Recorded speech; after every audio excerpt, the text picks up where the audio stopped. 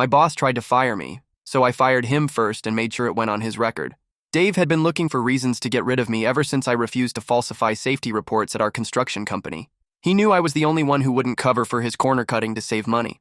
For months, Dave documented every minor mistake I made while ignoring the same behavior from his buddies. He wrote me up for being 5 minutes late while his golf partner showed up hungover 3 times a week. The breaking point came when Dave blamed me for a project delay that was entirely caused by his decision to use cheaper, defective materials. "You're on thin ice," he warned me during our meeting. "One more screw-up and you're gone."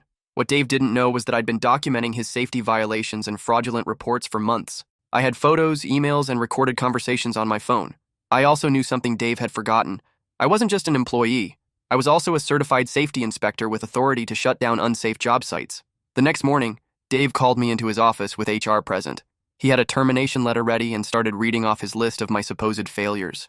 "I'm sorry," I interrupted, "but I need to stop you right there." I pulled out my safety inspector credentials and placed them on the desk.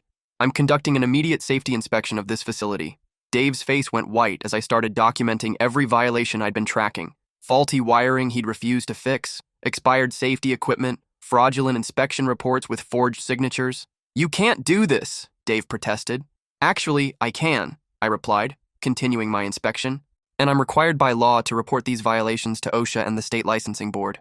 Within 2 hours, I had enough evidence to shut down 3 active job sites for safety violations.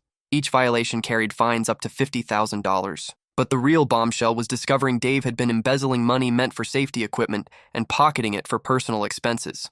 I submitted my official report to OSHA, the state contractors board, and the company's insurance provider before Dave could even process what was happening.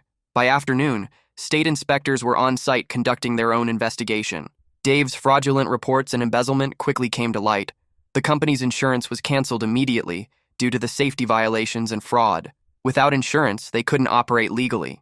Dave was fired that same day and faced criminal charges for embezzlement and falsifying safety documents. His contractor's license was permanently revoked, meaning he could never work in construction management again. The state board also flagged his employment record, ensuring any future employer would see why he was terminated. Dave's professional references were destroyed, and he ended up having to move states to find work in a completely different industry. Meanwhile, the company offered me Dave's position to help clean up the mess he'd created. I accepted on the condition that safety would never be compromised for profit. 6 months later, I testified at Dave's criminal trial. He got 2 years in prison and had to pay back $150,000 in stolen safety funds. The irony was perfect. Dave tried to fire me for refusing to participate in his illegal activities, but those same activities ended up destroying his entire career. Sometimes the best defense is having the authority to go on offense when someone tries to silence you for doing the right thing.